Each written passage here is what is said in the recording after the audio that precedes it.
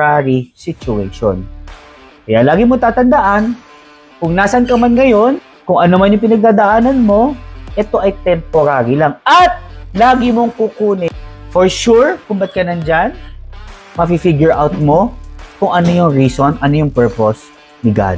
Yeah? So, kapag ikaw ay sagad na, nasa sobrang opposite ka na ng taas, ibig sabihin nun, it's about time na magba-bounce back ka na. Ulitin ko, tandaan, walang forever na bumabagyo.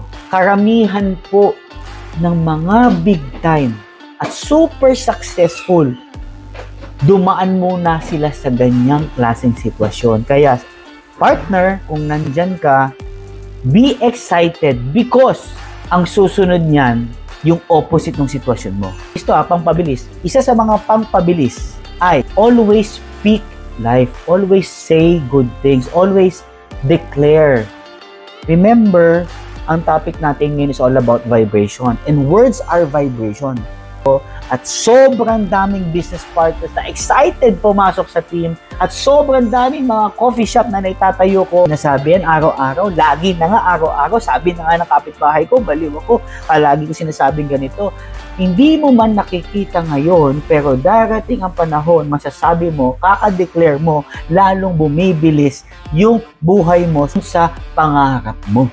So keep on declaring things that you like and you've been praying for.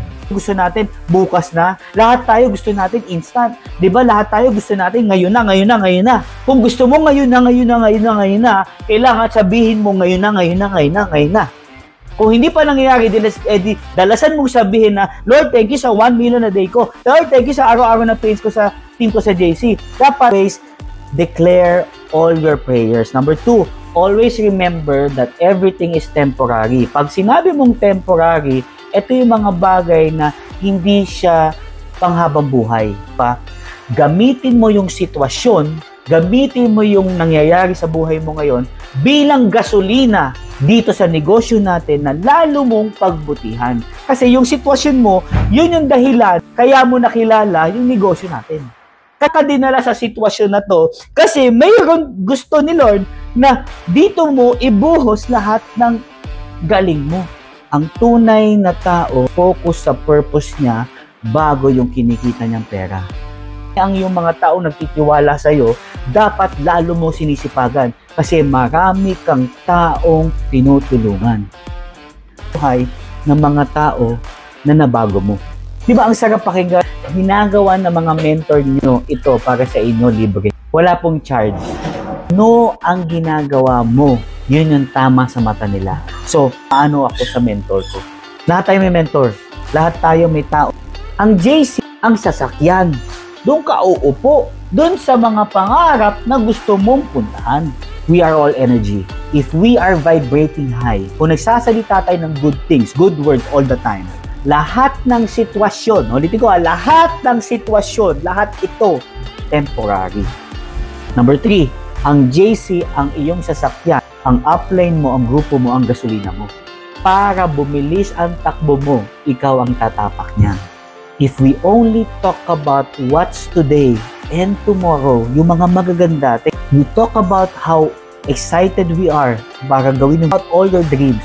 All tomorrow, not yesterday. Thank you, Anthony. So, ibig sabihin, yung nilalabas po natin sa pang-araw-araw na buhay natin, may effect po yan. No? Most of the people, madalas ang mga tao, gustong nararamdaman yung opposite ng positive. Gustong pinag-uusapan yung opposite ng positive.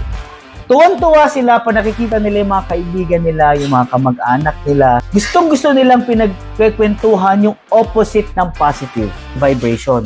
Nagsisimula po ang vibration po, nagsisimula sa mga salita na lumalabas sa ating bibig. Ito yung mga words na lumalabas sa bibig.